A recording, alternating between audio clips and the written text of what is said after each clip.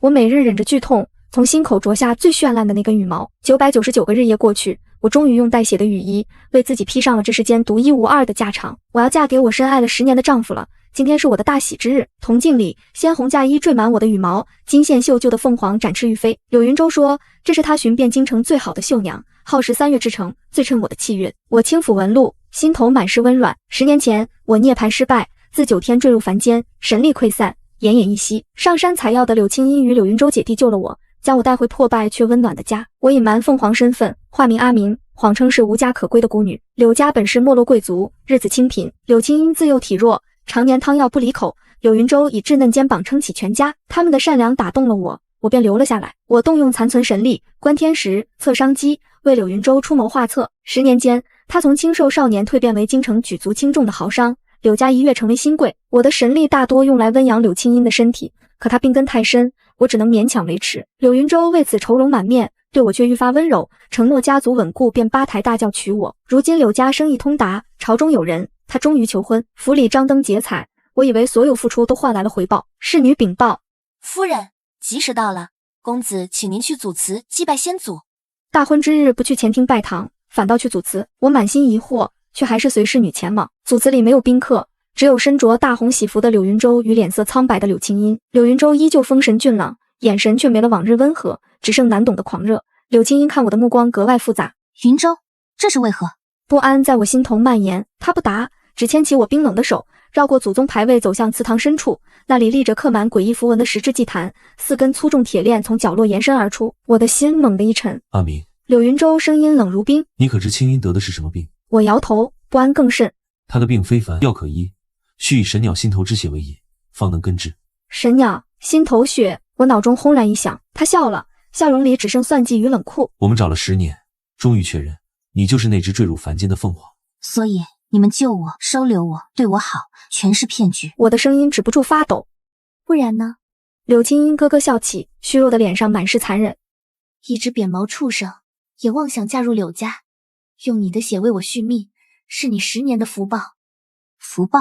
我浑身血液仿佛冻结。10年朝夕相处，原来全是精心策划的阴谋。我望着曾许诺一生一世的柳云舟，哑声问：你对我可曾有过半分真心？他避开我的目光，冷冷吐出2字：动手。家丁一拥而上，冰冷的铁链瞬间锁住我的四肢，将我固定在祭坛中央。10年间神力早已耗尽，如今的我与凡人无异。干柴被点燃，火焰舔舐着嫁衣，滚烫的灼痛远不及心口的1/1000。我死死盯着2人。柳云舟举着匕首走来：别怪我，要怪就怪你是凤凰，我必须让青音活下去。话音未落，匕首狠狠刺入我的心口，剧痛袭来，温热的凤凰血喷涌而出，被柳青音用玉碗贪婪接住，烈火焚身，筋骨寸断。意识消散前，我听见柳云舟说：青音，喝了它，我们便是人中龙凤。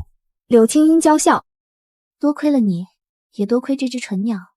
纯鸟，我发下血誓，若有来世，必让你们挫骨扬灰，血债血偿。凤魂在烈焰中消散，一缕怨恨残魂却挣脱束缚，飘向远方。不知过了多久，我再次睁眼，眼前是潮湿的泥土与破碎的蛋壳，身体弱小不堪，只能勉强扑腾着灰扑扑的翅膀。凤凰明晰已死，从今往后我叫青舞，我重生成了一只雉鸡。这个认知让我满心荒谬。我本是9天凤凰明晰，如今却沦为任人宰割的卑微妖物。我挣扎着从破碎的蛋壳爬出，映入眼帘的是个阴暗潮湿的山洞，洞口被藤蔓遮掩，身体虚弱不堪，强烈的饥饿感几乎要将我吞噬。我必须活下去，唯有活着才能向柳云舟和柳青音复仇。我拖着软弱无力的身躯，我踉踉跄跄地走向洞口，一只色彩斑斓的毒蜘蛛便从岩缝中爬出，眼睛闪着幽光，死死盯着我这弱小的猎物。我强迫自己冷静，凤凰的记忆尚未消散，我通晓万物深刻之道，即便神力尽失，那缕不灭的怨魂仍让我留存了一丝最本源的妖力。我将这微弱的妖力凝聚于眼中，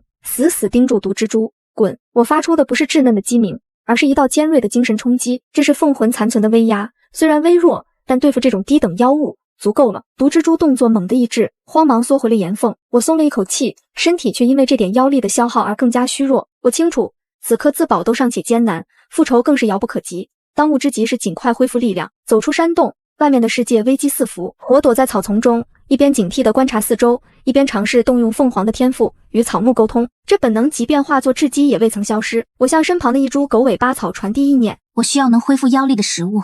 狗尾巴草的草穗轻轻摇晃，指引我。那边红色的果子好吃。我立刻扑上去，将几颗果子啄食干净，一股暖流瞬间流遍全身，干涸的经脉得到滋润，腰力也恢复了些许。凭借与草木沟通的能力，我在山林中的生存变得顺遂起来。我能轻易找到安全的庇护所，寻觅到各类蕴含灵气的草药与果实。日子一天天过去，我的身体逐渐强壮，原本灰扑扑的羽毛渐渐泛起五彩光泽，腰力稳步增长，精神威压也愈发强劲，甚至能短暂影响一些小兽的心智。待力量稍有积累，我便将活动范围扩大到山脚下的官道。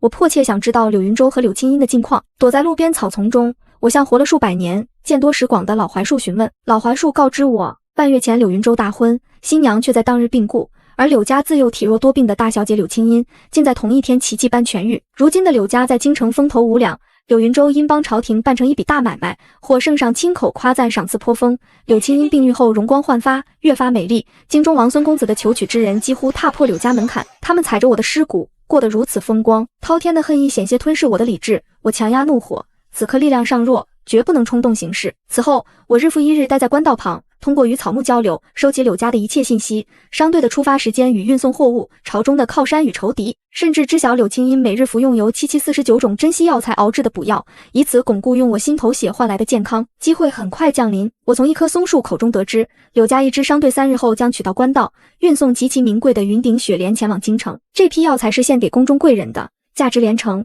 更是柳云洲打通宫中关系的关键。而商队必经之路，盘踞着一窝对气息极度敏感的赤尾蜂，它们平日深居简出，却对醉仙草的气味毫无抵抗力，一旦嗅到便会陷入狂躁。巧的是，我恰好知晓附近山谷长着大片醉仙草，一个复仇计划在我心中迅速成型。我日夜兼程，赶在商队抵达前，将大片醉仙草的花粉无声无息地撒满了那条必经之路。做完这一切，我悄然隐匿在暗处，静静等待好戏开场。3天后，柳家的商队来了。当他们进入被花粉覆盖的路段时，整片山林的赤尾蜂瞬间疯了。嗡，无数赤尾蜂从四方巢穴狂涌而出，直扑柳家商队。护卫们猝不及防，瞬间乱了阵脚。结阵，保护货物！护卫队长挥刀驱赶，却徒劳无功。这些赤尾蜂被醉仙草花粉刺激，悍不畏死。护卫们接连被蛰倒，浑身肿胀发黑，显然中了剧毒。拉车马匹受惊，拖着装满名贵药材的马车横冲直撞，轰隆一声翻下山坡，精心保管的云顶雪莲散落一地，瞬间被马蹄和人群踩成烂泥。这便是我的第一份贺礼，柳云洲，你最看重生意，我便让你处处碰壁。蜂群骚乱持续近1个时辰才平息，商队死伤惨重，云顶雪莲尽数损毁，幸存者连滚带爬逃回京城。我即刻返回山林深处，这点报复远远不够，我必须变强。此后，我开始有计划的修炼，白日借草木指引，吞食灵草异果淬炼腰躯，夜晚寻月光最盛之处，吸收日月精华壮大妖魂。或许是凤凰底子极佳，即便现为雉鸡之身，修炼依旧1日千里。短短1月，我的妖力暴涨10倍不止，羽毛愈发华丽，五彩流光在阳光下熠熠生辉，体型也远超普通雉鸡。更重要的是，我觉醒了第2个天赋，短距透视，能看穿10丈内非灵力遮蔽的物体，堪称如虎添翼。我再次来到官道旁，从路边野花口中得知，柳家因云顶雪莲被毁损失惨重，不仅赔了巨款，还得罪了宫中贵人。柳云洲大发雷霆，竟将幸存护卫活活打死，还将这场灾祸归结为运气不好。我冷笑，柳云洲，你的好运从我死去的那一刻起就已到头。很快，第2个复仇机会来了。蜀锦是柳家另一项核心生意，他们垄断了京城高档蜀锦来源，利润丰厚。一只路过的小鸟告诉我，柳家新一批蜀锦3日后将由水路运抵京城外码头。我心中一动，立刻赶往通天河，沿河岸与芦苇沟通，得知下游深水区藏着一只近100年修为的巨型河蚌精，偏爱亮晶晶的物件。我凝聚妖力于双眼，发动透视，穿透浑浊河水，看清了河底景象。下游湍急拐弯处的淤泥里，潜伏着一只修炼近100年的巨型河蚌精，蚌壳泛着金属光泽，坚硬无比，壳内铺满沉船遗留的金银珠宝，熠熠生辉。一个恶毒的计划在我心中酝酿。我返回山林，凭借透视轻易找到藏在岩石下的狗头金，衔着金子再度回到通天河，在上游一艘破旧渔船上，我用妖力刻下极小的柳家商号印记，再将狗头金藏进船舱。做完这一切，我飞到河对岸树梢，静静等待。3日后，挂着柳家商号旗帜的货船满载蜀锦，浩浩荡荡驶来。当货船即将通过那处拐弯时，我瞅准时机，全力打出一道妖力撞向破旧渔船。渔船本就腐朽，受外力冲击瞬间散架，船舱里的狗头金坠入水中，闪烁的光芒立刻吸引了河底的河蚌精。下一秒，平静的河面猛然炸开，一只直径超3丈的巨大蚌壳冲出水面，带着万钧之势，狠狠撞向柳家最大的那艘货船。船体剧烈摇晃，船板断裂的脆响夹杂着护卫的惊呼传来，满船蜀锦随着船体倾斜坠入河中，湍急的水流瞬间将绸缎卷向深处，河蚌精显然将货船当成了送宝物的载体，巨大的蚌壳一次次撞击船体，直到货船彻底倾覆，才缓缓沉入水底，只留下河面漂浮的蜀锦残片和护卫们的挣扎呼救。我立于树梢，冷漠地看着这一切。柳云舟，这只是开始，你欠我的，我会一点一点连本带利讨回来。柳青衣身子一软，直直倒了下去，赏菊宴瞬间乱作一团。柳云舟健步冲上前将他抱住，宾客们惊慌围拢，而我立于树梢，冷眼旁观这场闹剧。柳云舟抱着昏迷的柳青音冲出太傅府，我悄然尾随，一路跟至柳府。府内顿时人仰马翻，京城顶尖的大夫被接连请入，却都摇头叹息着离去。我运转透视之力望去，柳青音体内的九幽寒潭水已开始发作，五脏六腑正肉眼可见的衰败，皮肤上渐渐浮现出淡淡的黑斑。书房里，柳云舟听完大夫们束手无策的诊断，急怒攻心，踹翻了桌子。废物，通通都是废物，这点风寒都治不好，养你们何用？他满心不解，明明早已用凤凰心头血根治的绝症，为何突然复发，且来势比以往更凶？他疑心有人在茶水下毒，将张太傅府翻得底朝天，严刑拷打了所有接触过茶水的人，却一无所获。他绝不会想到，致命的隐患藏在每日饮用的玉泉水里。3天过去，柳青音的状况愈发糟糕，她时而昏迷，时而疼得在床上翻滚，口中不断呕出黑色污血，身上的黑斑日渐蔓延，还散发出淡淡恶臭。昔日艳绝京城的第一美人，如今成了人见人怕的模样。柳云舟守在床前，几日间便憔悴不堪，眼中的希望一点点被绝望吞噬。这份绝望，我再熟悉不过。当年我被锁在祭坛上，看着他亲手将匕首刺入我心口时，便是这般滋味。如今，我不过是原封不动地还给他，加之生意接连受挫，唯一的亲人危在旦夕。我能清晰感觉到，柳云舟的心理防线正在慢慢崩溃。他开始病急乱投医，重金悬赏能人异士，就连江湖术士都请进了府中。我知道我的机会来了，我需要一个能让他绝对信任，可光明正大接近他，将他玩弄于股掌的身份，一个洞悉天机的神秘方式。要建立这份声望，需一场完美的表演。我的目标锁定了户部侍郎王德忠，他是柳云舟的死对头，朝堂上明争暗斗多年。我从刘府花园的树木口中得知，王德忠正为独子失踪的事焦头烂额。他最疼爱的儿子3天前外出游玩时神秘失联，王德忠动用所有关系搜寻，却连儿子的踪迹都没找到。而我恰好知晓下落。那日在山林修炼时，我曾透过一只兔子的眼睛，看到一位年轻公子醉酒后失足摔进了陷阱，看打扮正是王公子。我即刻开始布局，用妖力催生了一株特殊藤蔓，让它一夜之间爬满城南破庙的墙壁，开出罕见的蓝色引魂香。此花香气独特，能安抚心神，普通人闻之只会心旷神怡。随后我散布消息，城南破庙有仙迹降临。同时我以精神力给急疯了的王德忠托了个梦，梦里我化作仙风道骨的道人，告诉他你儿子尚在人间，速去城南破庙，那里的仙人会给你指引。做完这一切，我悄然赶往破庙，并未急于现身，而是化作一只不起眼的麻雀，落在屋檐下静静等候。不出所料，次日一早，失魂落魄的王德忠便带着几个家丁，行色匆匆地赶到了破庙，眼神里满是急切与期盼。王德忠一踏入破庙，立刻被满墙的蓝色奇花所吸引，他眼中闪过一丝惊疑，对那个仙人指引的梦信了3分。他平退左右，独自一人在庙中，按照梦中所示，恭恭敬敬递上了3炷香，然后跪在蒲团上喃喃祈祷。我看着时机差不多了，便悄然飞落在他面前的供桌上。王德忠听到动静，抬起头，看到一只麻雀，试探着问道：可是仙长当面？我没有变化成人形，对于凡人来说，人言鸟语远比一个突然出现的道人更具冲击力和神秘感。我口中发出的是清冷而又飘渺的声音。王德忠，你可知你儿为何有此一劫？王德忠听到一只麻雀竟然开口说话，惊得魂飞魄散，当场便叩首于地。仙长，求仙长救我孩儿！你儿失踪，非妖魔鬼怪作祟，乃是你平日里为官不正，有亏天和，此乃市井。我的声音不带一丝感情。王德忠面如死灰，冷汗涔涔。他为官确实不算清廉，做过不少亏心事，如今被我一语道破，更是深信不疑。弟子知错了，求仙长指点迷津，弟子愿倾尽家财，改过自新。他磕头如捣蒜。也罢，念你一片爱子之心。我缓缓开口，你儿此刻正在城西30里外的黑风岭。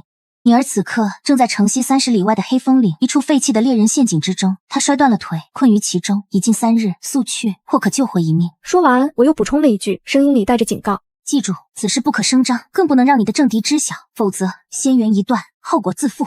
我的目的是建立声望，而不是成为某个官员的专属仙长。我要让我的神秘和强大成为京城上流社会一个公开的秘密。说罢，我振翅消失在衡梁后。王德忠即刻带着家丁直奔黑风岭，我返回山林修炼，静等消息发酵。3日后，从官道行人处听闻，副部侍郎王德忠的独子已被找到，虽奄奄一息，却保住性命。王德忠大喜，散尽家财设10处周棚赈济灾民，为子祈福。与此同时，城南破庙有位能与鸟兽对话、未卜先知的青梧居士的传闻，在京城达官贵人中悄然传开。传闻说他行踪不定，只留仙迹，有缘者可获指点逆天改命。众人纷纷前往破庙探寻，却只见到满墙奇花，这更让传闻添了几分神秘。而柳云州此刻正深陷绝望。我从柳府的燕子口中得知，柳青音身体已彻底垮掉，全靠名贵药材吊着一口气。听闻青梧居士的传闻后，柳云州仿佛抓住了最后一根救命稻草，派了无数人手在破庙周围日夜蹲守，自己也3天2头前往焚香叩拜，散尽千金，只求能见我一面。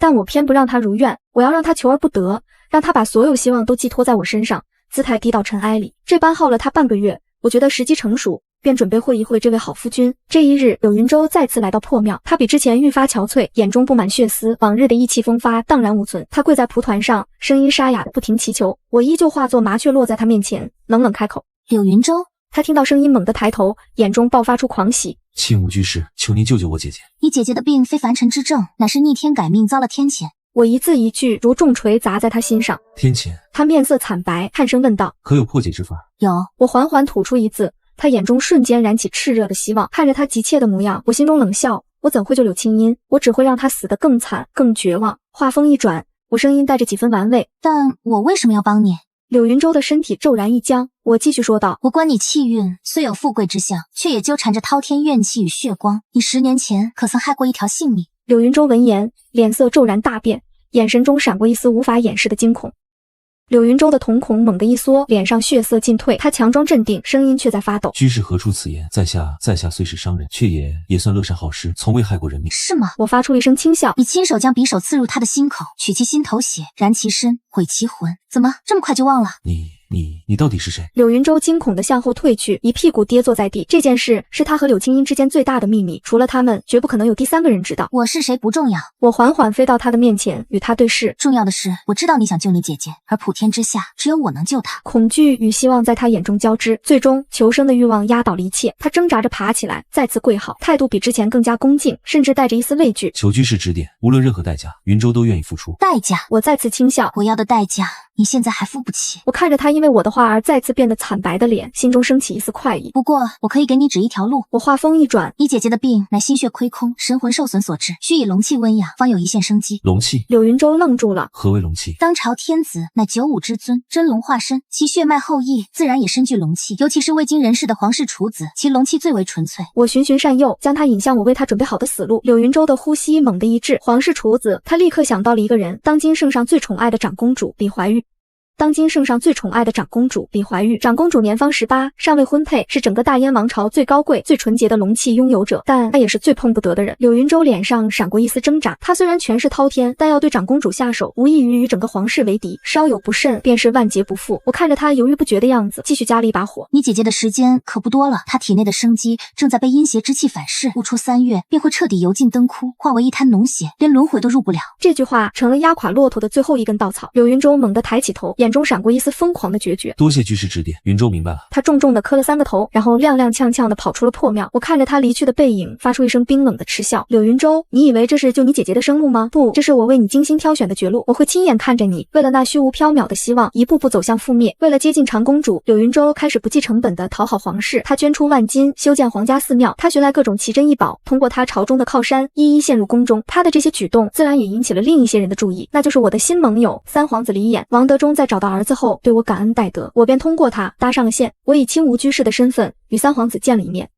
那是在一处僻静的茶楼。我没有变化成人形，依旧是那只看起来平平无奇的麻雀。三皇子李衍约莫20出头，面容俊朗，眉宇间却带着一丝郁郁不得志的阴霾。他对我这副模样显然也感到十分惊奇，但有了王德忠的前车之鉴，他并未失礼。久闻居士大名，今日一见，果然非同凡响。他客气地说道。三皇子不必多礼，我直接切入正题。我知道你想对付太子和柳云州。李衍的眼神一凛，没有承认，也没有否认。我可以帮你。我继续说道。柳云州最近的异常举动，并非单纯为了讨好皇室，他的目标是你那位金枝玉叶的皇姐长公主李怀玉。什么？李衍拍案而起，脸上满是怒容。好大的胆子！皇室最重颜面，柳云州一个商贾竟敢将主意打到长公主身上，这无疑是奇耻大辱。他为何要这么做？李衍强压下怒火，问道。为了救他姐姐，他需要长公主的龙气为引。我半真半假的说道。李岩眼中闪过一丝鄙夷和了然，他很快就将龙气与那些烟杂的采阴补阳之术联系到了一起。这个畜生！他咬牙切齿。我可以给你一个机会，一个能将柳家连同太子一打一网打尽的机会。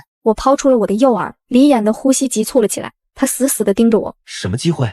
我将我的计划和盘托出，听完之后他沉默了许久，最终他抬起头沉声问道：我如何能信你？你别无选择，而且事成之后，柳家的万贯家财足以让你在争储的路上再无后顾之忧。这句话彻底打动了他。好，我跟你合作。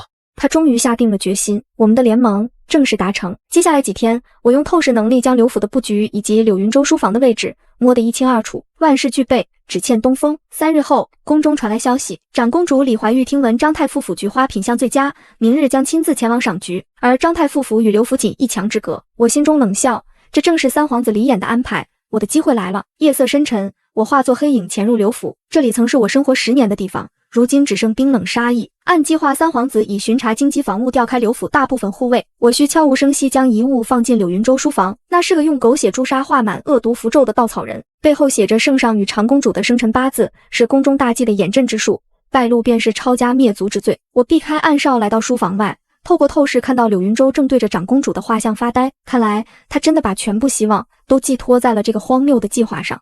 我绕到侧面小窗，用腰力拨开插销，化作青烟钻入。我迅速找到书架上一个不起眼的暗格，这是我当年亲自为他设计的，用来存放一些重要的地契和信件。我打开暗格，将那个散发着不祥气息的稻草人塞进了最里面，然后我悄无声息地离开，没有留下任何痕迹。陷阱已经设好。第二天，天朗气清，长公主李怀玉的銮驾浩浩荡荡地来到了张太傅府。我依旧化作一只麻雀，落在高高的院墙上，俯瞰着一切。李怀玉今日穿着一身淡紫色的宫装，身姿窈窕，气质高华，果然是天界贵女。她身边跟着几个宫女和太监，在张太傅的陪同下，在花园里赏菊，一切似乎都很正常。我耐心地等待着。半途，三皇子安插的小宫女追逐蝴蝶跑丢，假装迷路跑到通往刘府的小门旁，而那门的锁扣恰好是坏的。我趁机飞到长公主身边，用会尖啄下她金步摇上的东珠，东珠落地作响。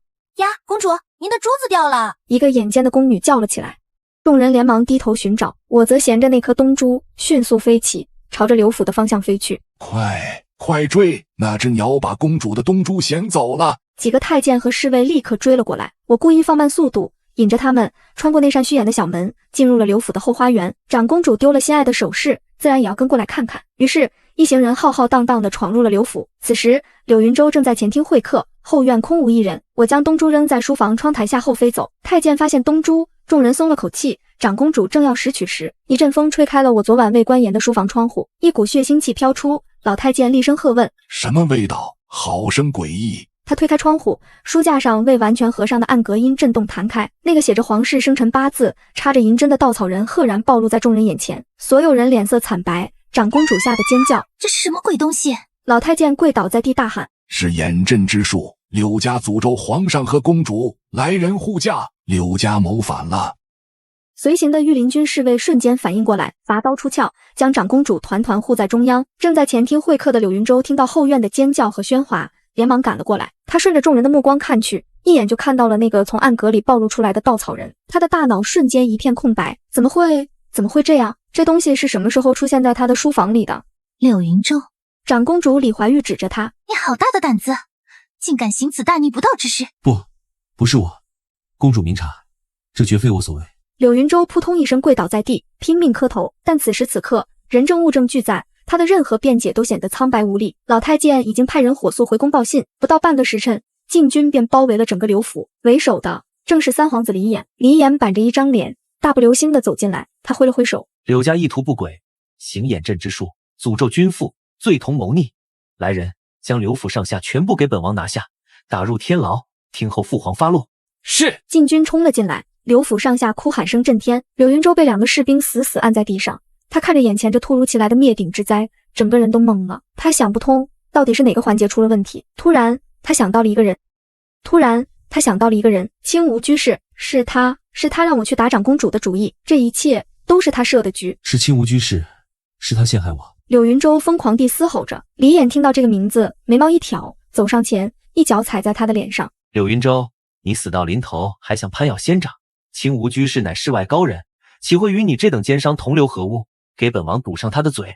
带走。柳云舟被士兵用破布堵住了嘴，像拖死狗一样拖了出去。曾经权势熏天、风光无限的柳家，就这么在旦夕之间轰然倒塌。我落在不远处的屋顶上，静静地看着这场闹剧的落幕。我的心中没有复仇的狂喜，只有一片冰冷的虚无。这还不够，柳家倒台的消息传遍了整个京城。曾经那些巴结奉承柳家的人，如今都避之不及，甚至落井下石，揭发柳家过往的种种不法之事。龙颜大怒，下令彻查。柳家的万贯家财被尽数抄没，其中大部分都通过三皇子的手，不动声色地流入了我的囊中。我不再需要像以前一样吞食草木，吸收日月精华。有了这些财富，我能买到这世上最好的天材地宝，来滋养我这具妖躯。我的修炼速度再次一日千里，短短1个月，我已经能完美的化为人形。我给自己捏造了一张新的面孔，清丽但平凡，是那种扔进人堆里就找不出来的长相。我为自己取名青梧，我用金钱在京城最繁华的地段开了一家香料铺。我开始像一个真正的凡人一样，生活在这座埋葬了我前世的城市里。我等待着对柳家最后的审判。半个月后，圣旨下来了，柳家犯谋逆大罪，满门抄斩。柳云舟作为主犯，将于3日后50问斩。至于柳青音，那个苟延残喘的女人，在柳家被抄家的第2天，便因为无人再用名贵药材为她续命，在极度的痛苦和恐惧中，身体腐烂而死，死状凄惨无比，连收尸的人都吐了好几遍。我听说这个消息时，正在铺子里盘点新到的香料，手上没有任何停顿。我以为我会高兴，但我的心平静得像一潭死水。柳云舟要被问斩了，在行刑的前一天，我决定去天牢见他最后一面。凭借三皇子给我的特权令牌，我畅通无阻地进入了天牢的最深处。阴暗潮湿散发着恶臭的牢房里，柳云舟披头散发，穿着囚衣，四肢被铁链锁着。他听见脚步声，抬起头，看到我这个陌生的女子，眼中满是麻木。你是谁？来看我笑话的吗？他声音沙哑，我没有回答，只是静静地看着他。然后我缓缓抬起手，腰力流转，我的面容开始发生变化，从平凡的轻舞一点点变回了那张他熟悉了10年，亲手埋葬了的脸，明晰的脸。柳云舟的瞳孔在看清我面容的那一刻，他脸上的麻木瞬间被无边的恐惧所取代。你是人是鬼？他挣扎着，铁链哗哗作响，声音里充满了极致的惊恐。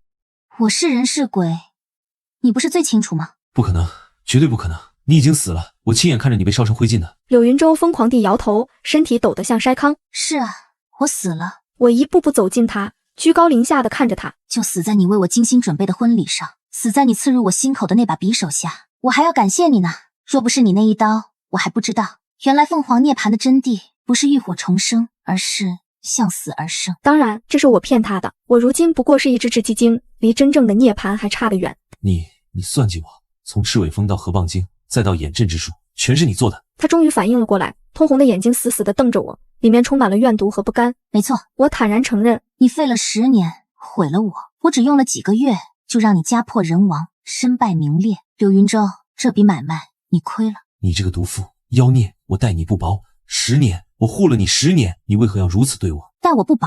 听到这句话，我再也无法维持平静，心中压抑了许久的恨意如火山般喷发。你将我当成给你姐姐续命的药人，将我10年付出视作理所当然，最后还亲手取我性命，这就是你所谓的待我不薄。我曾以为你是我的良人，我的归宿，将我的一切都给了你，助你平步青云，为你调理姐姐的身体，耗尽了我的神力。可你呢？你是怎么回报我的？你给了我一场盛大的婚礼，然后给了我一把穿心的匕首。我俯下身，凑到他的耳边。你不是想救你姐姐吗？我告诉你，她体内的凤凰血早就被我用9幽寒潭之水污秽了。她不是病死的，是在无尽的痛苦中一点点腐烂，变成一滩谁也不敢靠近的脓血。她死前的样子，比我被烈火焚烧时还要难看100倍。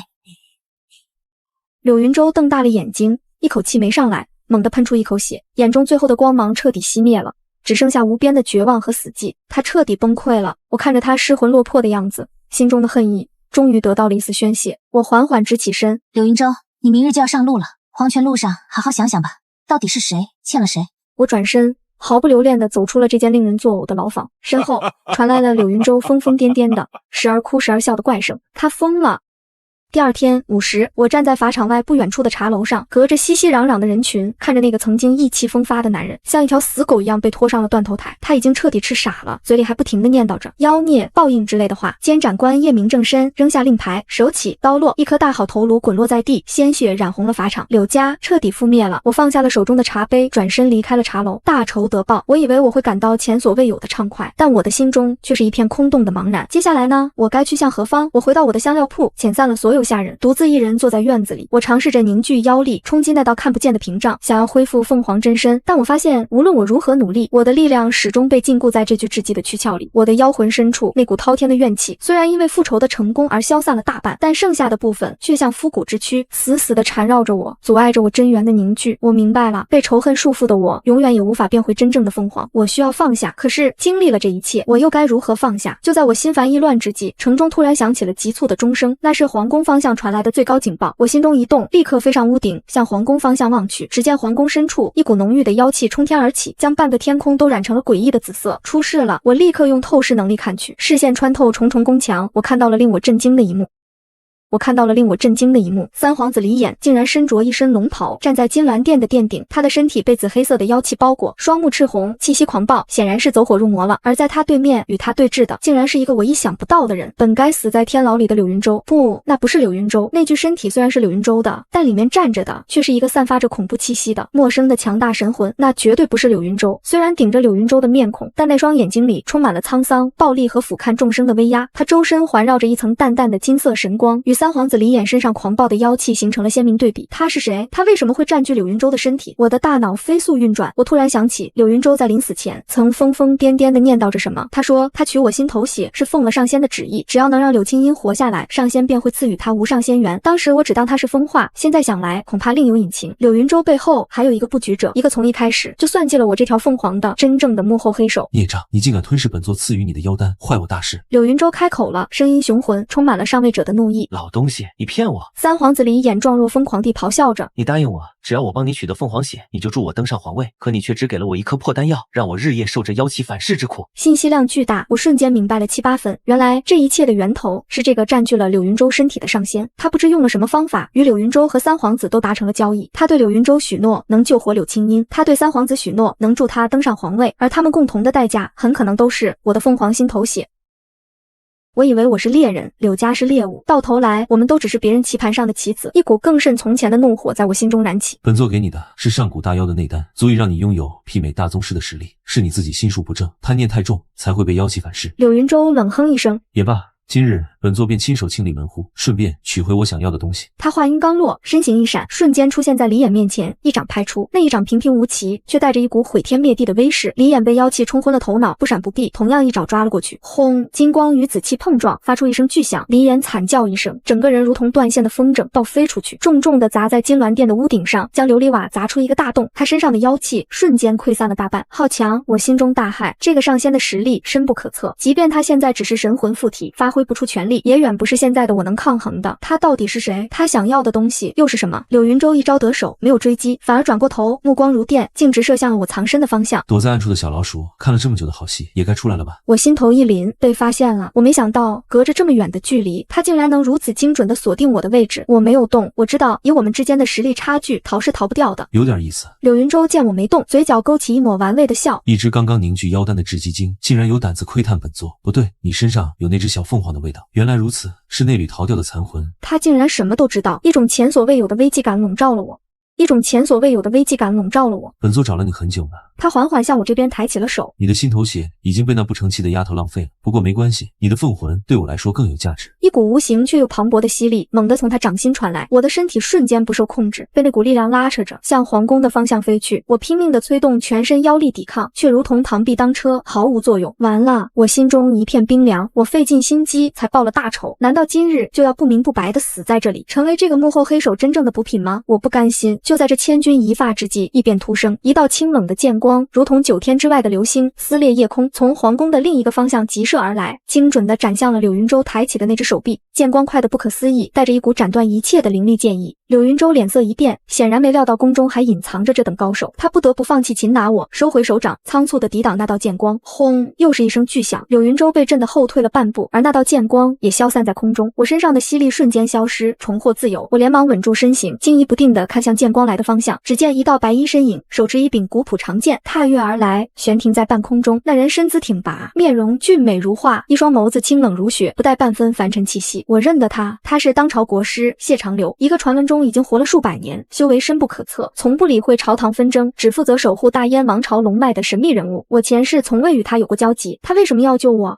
谢长流这个名字在京城是一个传说，传闻他是大燕的护国国师，修为通天，却已有近100年未曾在人前现身。我从未想过他会出手救我，更未想过他一出手便能与那深不可测的上仙分庭抗礼。阁下是何人？柳云舟的脸色变得无比凝重，他死死盯着悬浮在空中的谢长流。为何要插手本座之事？我乃谢长流。谢长流的声音清冷，如同他手中的剑。此乃大燕皇城，容不得你在此放肆。谢长流。上仙似乎在回忆这个名字，随即发出一声冷笑。原来是当年那个看守锁龙井的小道士，数百年不见，倒也长进了不少。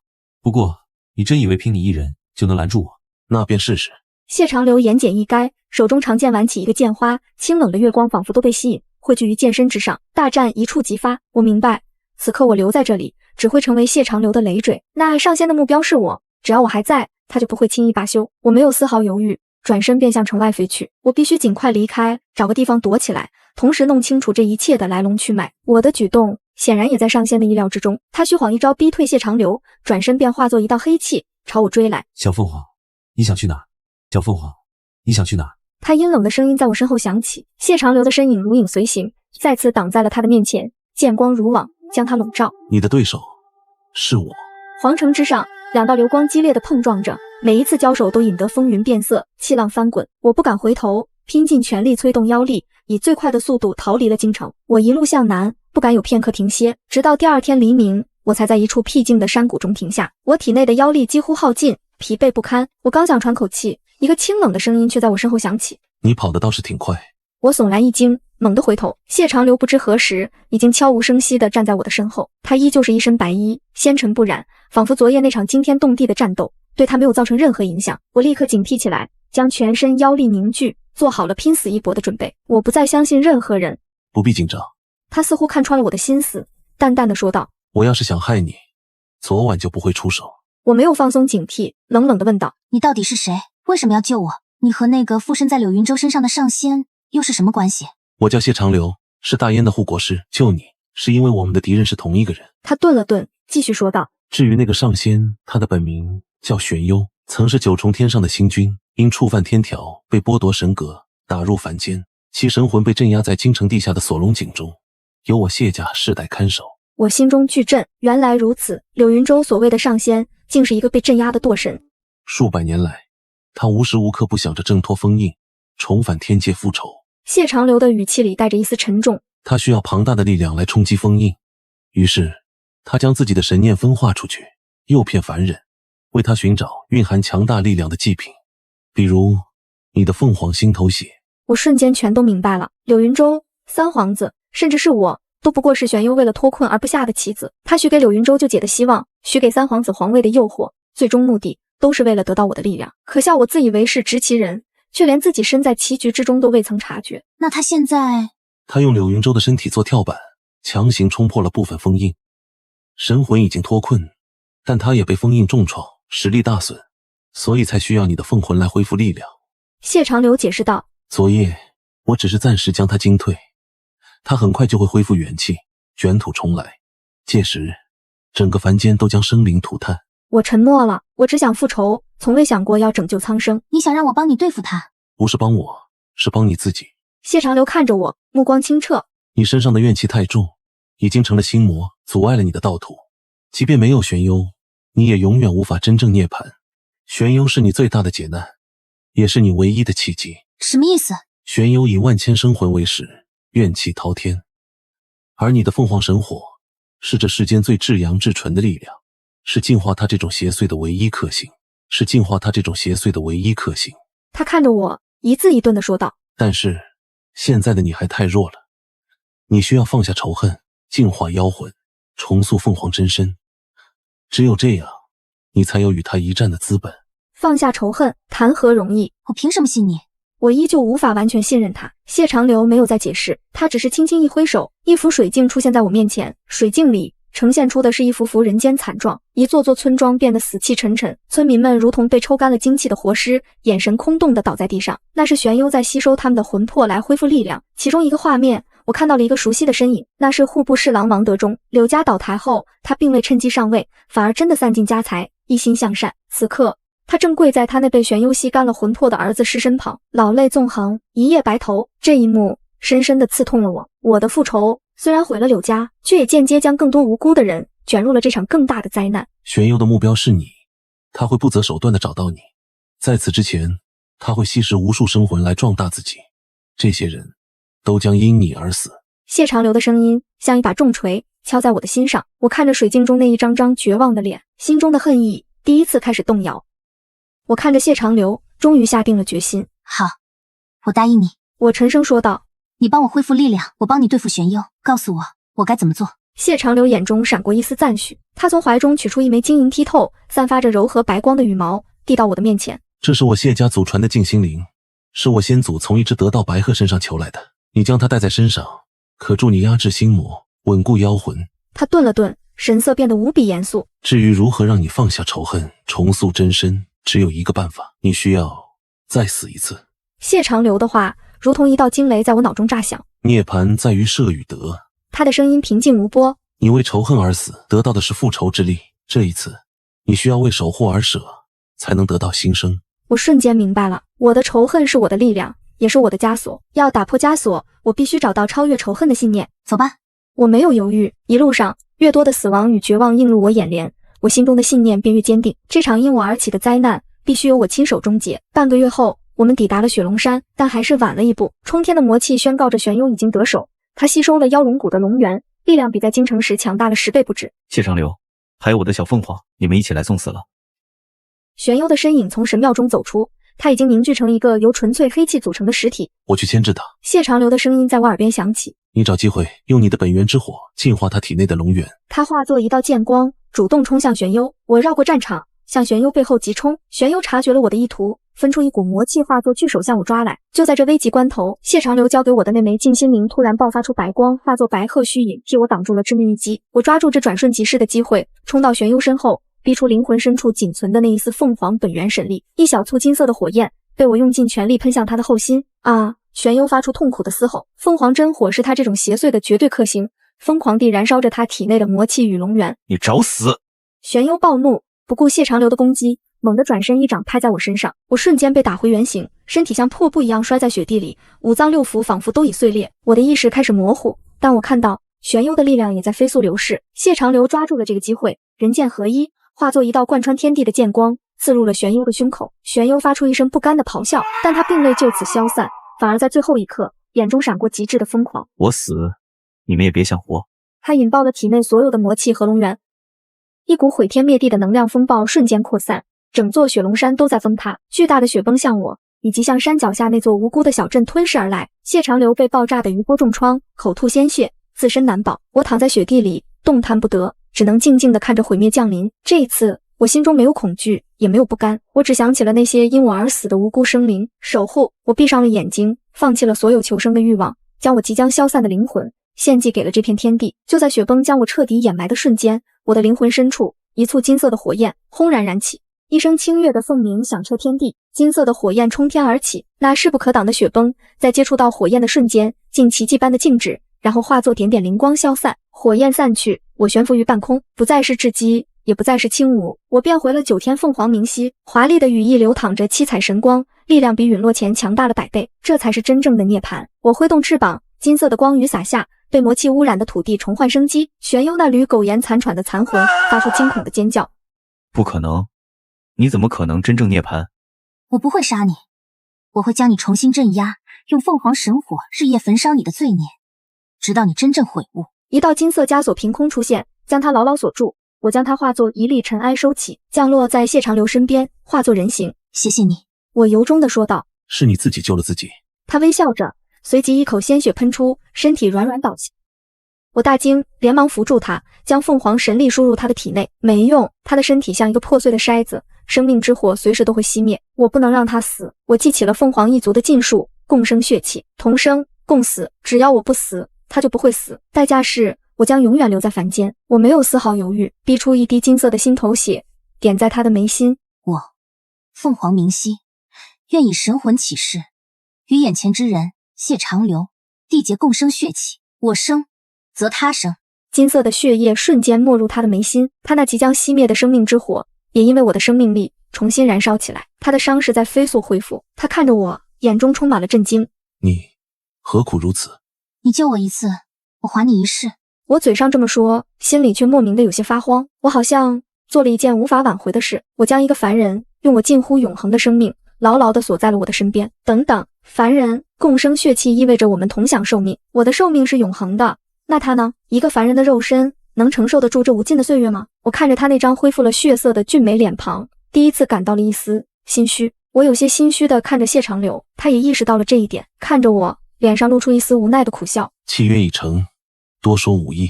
他站起身，伤势已经恢复大半。回京城吧，还有许多事要处理。我们回到了京城，皇宫的乱局在谢长流的主持下很快平定。老皇帝退位，素有贤名的七皇子李锐登基为新君。我将玄幽的残魂重新镇压进锁龙井，并用凤凰神火布下封印，永绝后患。一切尘埃落定，我婉拒了新皇的封赏，回到了我的香料铺。我喜欢这种充满了烟火气的日子，让我感到前所未有的安宁。我的香料蕴含着一丝凤凰神力，能为凡人驱散病痛。这也算是我对这片土地的回馈。谢长流偶尔会换上便服，来我这里喝一壶茶，我们只是静静地坐着，却无比心安。我以为日子会一直这样平静下去，直到那天，一个意想不到的人来到了我的香料铺，是王德忠。他比我上次见他时更加苍老了，背也驼了，但精神却似乎好了许多。他一进门就恭恭敬敬地对我行了一个大礼。轻吴居士。我将我的一滴本源凤血注入了那块玉佩中，而那个书生是王德忠的祖先。原来如此，我与王家竟还有这样一段因果，难怪我会下意识地选择去帮他，难怪我在看到他儿子惨死时会那么心痛，一切早已在冥冥之中注定。这块玉佩你留着吧，我将木盒推了回去，让他替我守护你王家最后的血脉。我知道王德忠还有一个孙子尚在襁褓之中。王德忠老泪纵横，对我再三拜谢后才缓缓离去。我看着他苍老的背影，心中感慨万千。因果循环，报应不爽，我毁了柳家满门，却也守护了王家最后的香火。我拿起那块暖玉，注入了一道新的凤凰神力，我相信它能保王家的后人一生顺遂。就在这时，我突然感觉到我与谢长流之间的共生血气传来一阵剧烈的波动，一股强烈的让我感到心悸的危机感从他所在的方向皇宫深处猛地传来。谢长流出事了。我没有丝毫犹豫，身形一闪，瞬间化作一道金色流光，向着皇宫的方向急冲而去。共生血气让我能清晰地感觉到谢长流的气息正在飞速的衰弱，他遇到了致命的危险。是谁？玄幽已灭，这世上还有谁能伤得了他？当我赶到皇宫深处谢长流清修的观星台时，眼前的景象让我瞳孔骤缩。观星台的中央，一个巨大而又诡异的血色法阵正在运转，散发着令人作呕的邪恶气息，而谢长流就被困在法阵的中央，无数血色的符文如同锁链，将他牢牢地捆绑住。他的脸色惨白如纸，显然正在承受巨大的痛苦。法阵之外站着一个我意想不到的人，新皇七皇子李锐。此刻的他脸上再无半分往日的温和与贤明，取而代之的是与玄幽如出一辙的疯狂与贪婪。是你？我瞬间明白了。很惊讶吗，我的凤凰殿下？李锐看到我，笑得格外得意。你们都以为玄幽是主谋，却不知他从头到尾也不过是朕的一颗棋子罢了。什么？朕才是锁龙井真正的主人。他狂妄地大笑着。数百年来，朕一直被困在那暗无天日的地方，是朕引诱了玄幽，让他替朕冲击封印，也是朕将他的神念送到了柳云州和三皇子的面前。他才是真正的幕后黑手，一个比玄幽隐藏得更深、算计得更可怕的怪物。你不是七皇子，你到底是谁？我厉声喝道。朕乃大燕开国太祖李承渊。你到底是谁？我厉声喝道。朕乃大燕开国太祖李承渊。他傲然地说道。当年朕为求长生，修炼魔功，被国师谢家先祖封印，但他们不知，朕早已将一缕残魂藏于龙脉之中，等待着东山再起的机会。原来他一直都在，他借着七皇子这个最不起眼的身份，骗过了所有人。谢长流守护龙脉，也阻碍了朕吸收龙脉之力，而你，我亲爱的小凤凰，你的凤凰神火是唯一能彻底斩断他与龙脉联系的东西。他看着我，就像看着一件完美的工具。只要将你们二人的力量全部吸收，朕便能功德圆满，成为这世间唯一的神。痴心妄想！我怒不可遏，不再与他废话，直接画出凤凰真身，携着焚天逐海之势向他扑去。来得好！李承渊大笑，他脚下的血色法阵光芒大盛。我感觉谢长流的气息猛地一弱，而李承渊的力量却在瞬间暴涨。他在吸收谢长流的力量。轰！我的凤凰神火与他的魔功狠狠地撞在一起，我只感觉一股无法抗拒的大力传来，整个人被震得倒飞出去，神魂俱震。他比吸收了龙元的玄幽还要强上数倍。没用的。李承渊的声音充满了嘲讽。这弑神血阵能将他的力量源源不断地化为己用，而你们的共生血气更是成了朕最好的补品。你们越是反抗，他死的就越快。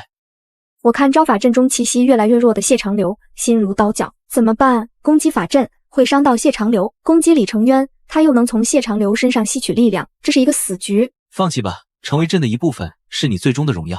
李成渊一步步向我走来，我看着他那张得意的脸，心中却前所未有的冷静。死局吗？不，还有一个办法。我看招法阵中的谢长流，他也正看着我，四目相对，我们都从对方的眼中看到了同样的决绝，共生血气，同生共死，也是同心。谢长流，你敢不敢再陪我赌一次？我用心面对他说道。奉陪到底。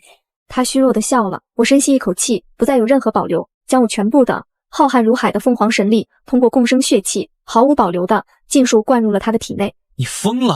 李成渊脸色大变，他没想到我竟然会用这种自杀式的方法。谢长流的身体根本无法承受如此庞大的力量，他会被活活撑爆，而他一旦身死，缔结了共生血气的我，也将在同一时间神魂俱灭。但是在撑爆之前，这股力量将由谢长流来掌控，一个拥有了凤凰全部神力的绝世剑仙。